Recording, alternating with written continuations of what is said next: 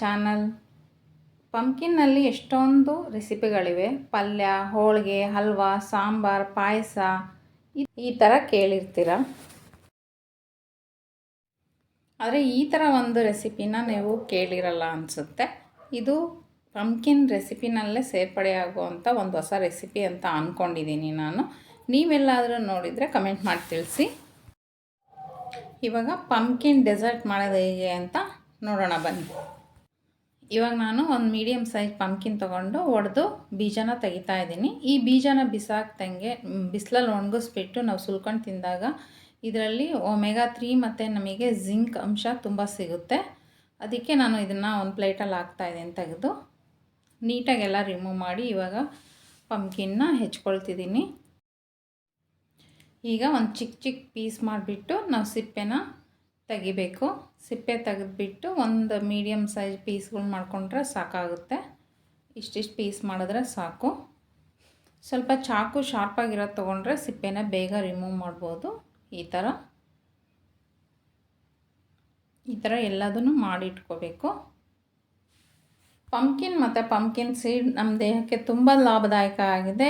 ಹೇಗೆಂದರೆ ಇದರಲ್ಲಿ omega 3 fatty acids ಮತ್ತು ಜಿಂಕ್ ಅಂಶ ಜಾಸ್ತಿ ಇರೋದ್ರಿಂದ ನಮ್ಮ ಬ್ರೈನ್ ಡೆವಲಪ್ಮೆಂಟಿಗಾಗಿರ್ಬೋದು ಅಥವಾ ಹೇರ್ ಗ್ರೋತಿಗಾಗಿರ್ಬೋದು ತುಂಬ ಲಾಭದಾಯಕ ಆಗಿದೆ. ಓವರಾಲ್ ಬಾಡಿಗೆ ಇದೊಂದು ಒಳ್ಳೆ ಫುಡ್ ಅಂತ ಹೇಳ್ಬೋದು.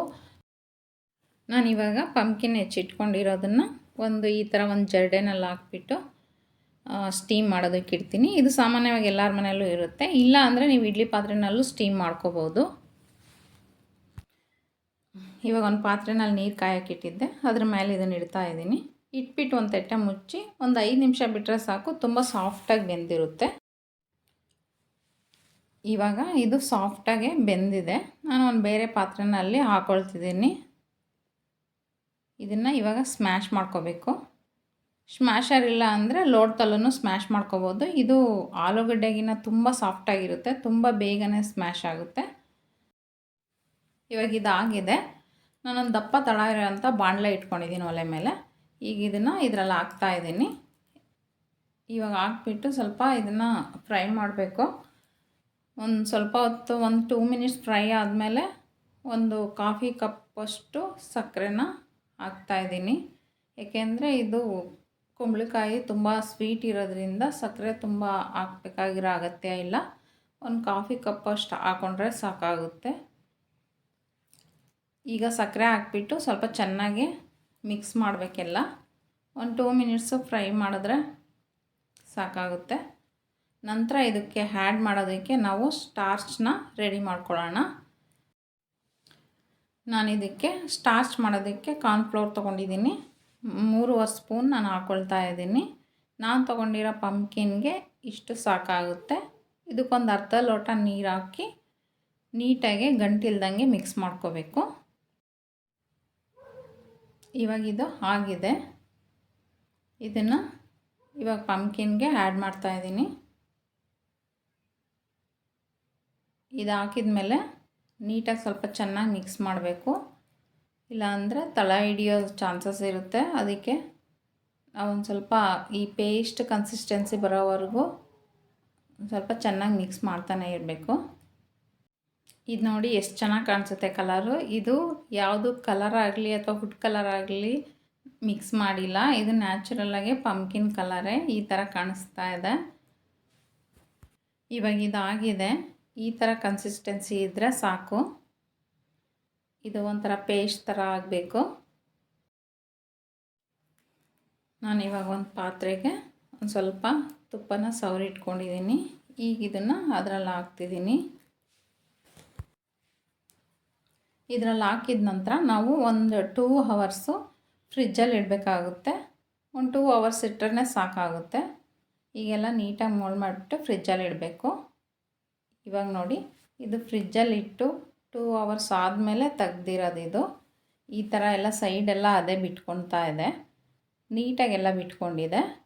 ಇವಾಗ ನಾನು ಒಂದು ತಟ್ಟೆನಲ್ಲಿ ಇದನ್ನು ಶಿಫ್ಟ್ ಮಾಡ್ತೀನಿ.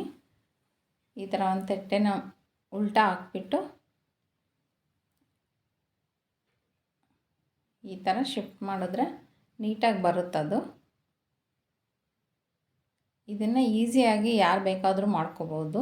ತುಂಬ ಈಸಿಯಾಗಿ ಬರುತ್ತೆ ಈ ಒಂದು ಡೆಸರ್ಟು. ಇದ್ರ ಮೇಲೆ ಉದುರಿಸೋದಕ್ಕೆ ನಾನು ಡ್ರೈ ಕೊಕೊನಟ್ ಪೌಡರ್ನ ಮನೆಯಲ್ಲೇ ಮಾಡ್ಕೊಂಡಿದ್ದೀನಿ. ಅದಕ್ಕೊಂದು ಸ್ವಲ್ಪ ಶುಗರ್ ಆ್ಯಡ್ ಮಾಡ್ಕೊಂಡಿದ್ದೀನಿ.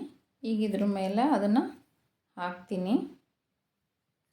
ನೀವು ಬೇಕಾದ್ರೆ ಶಾಪಲ್ಲೂ ಸಿಗುತ್ತೆ ಇದು ಡ್ರೈ ಕೊಕೊನಟ್ ಪೌಡರು, ಇಲ್ಲ ಮನೆಯಲ್ಲೂ ಮಾಡ್ಕೋಬೋದು.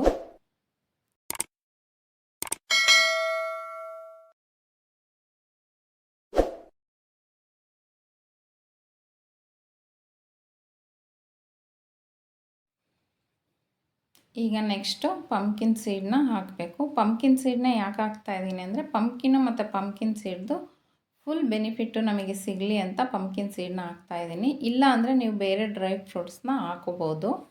ಈಗ ನಾನು ಪಂಪ್ಕಿನ್ ಸೀಡನ್ನ ಫುಲ್ಲೆಲ್ಲ ಸ್ಪ್ರೆಡ್ ಮಾಡ್ತಾಯಿದ್ದೀನಿ. ನೋಡಿ ಇದು ಎಷ್ಟು ಚೆನ್ನಾಗಿ ಕಾಣಿಸ್ತಾ ಇದೆ. ಇದು ಎಷ್ಟು ಚೆನ್ನಾಗಿ ಕಾಣಿಸ್ತಾ ಇದೆಯೋ ಟೇಸ್ಟೂ ಅಷ್ಟೇ ಚೆನ್ನಾಗಿದೆ.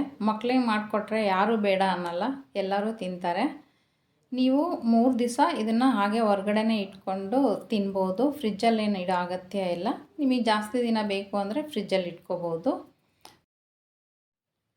ಮಕ್ಕಳಿಗೆ ಹೊರಗಡೆಯಿಂದ ಕೇಕು, ಪೇಸ್ಟ್ರಿ ಎಲ್ಲ ತಂದು ಕೊಡೋದಕ್ಕಿಂತ ಮನೆಯಲ್ಲೇ ಈ ಥರ ಒಂದು ಹೆಲ್ತಿ ಡೆಸರ್ಟ್ ಮಾಡಿಕೊಟ್ರೆ ಅವ್ರ ಹೆಲ್ತೂ ಇಂಪ್ರೂವ್ ಆಗುತ್ತೆ. ನನ್ನ ರೆಸಿಪಿ ಇಷ್ಟ ಆಗಿದ್ದಲ್ಲಿ ಲೈಕ್ ಮಾಡಿ. ಪ್ಲೀಸ್ ನನ್ನ ಚಾನಲ್ಗೆ ಸಬ್ಸ್ಕ್ರೈಬ್ ಮಾಡೋದನ್ನು ಮರಿಬೇಡಿ. Thank you for watching my video.